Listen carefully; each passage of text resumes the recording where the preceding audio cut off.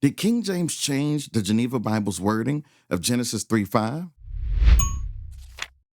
A comment recently popped up on my video, Geneva versus KJV, Ephesians 6:12, claiming that Genesis 3:6, which I actually believe the commenter is referring to Genesis 3:5, has been altered compared to the Geneva Bible.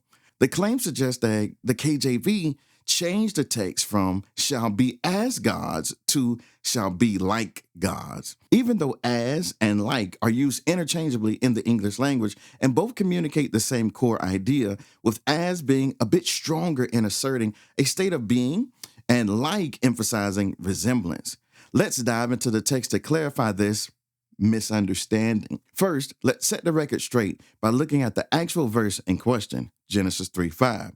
Here's what the 1560 Geneva Bible says. But God doth know that when ye shall eat thereof, your eyes shall be opened, and ye shall be as gods, knowing good and evil. Now let's look at the 1611 KJV. For God doth know that in the day ye eat thereof, then your eyes shall be opened, and ye shall be as gods, knowing good and evil. As you can see, these two translations are almost identical. Both state that upon eating the fruit, their eyes will be opened, and they shall be as gods, knowing good and evil.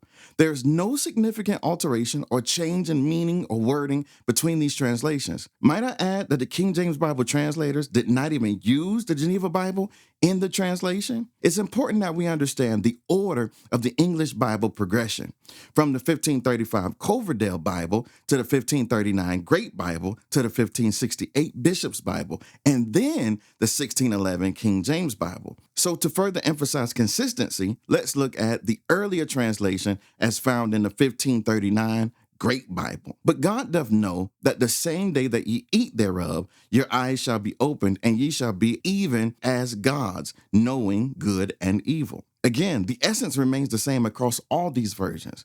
The only difference being the archaic spelling of words like even, written as EVE, and gods as GODDES. Other than that, the idea conveyed is that eating the fruit would open their eyes and make them as gods or even as gods, knowing good and evil. It's important to recognize that translations over the centuries have sought to preserve the original meaning and intent of the scriptures. While wording might vary slightly due to the evolution of language, the core message remains consistent.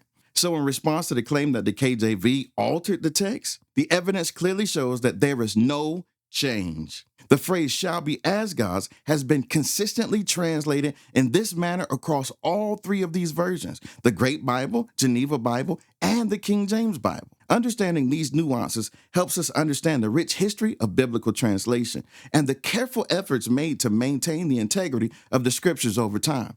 It's time that we put an end to these fallacies.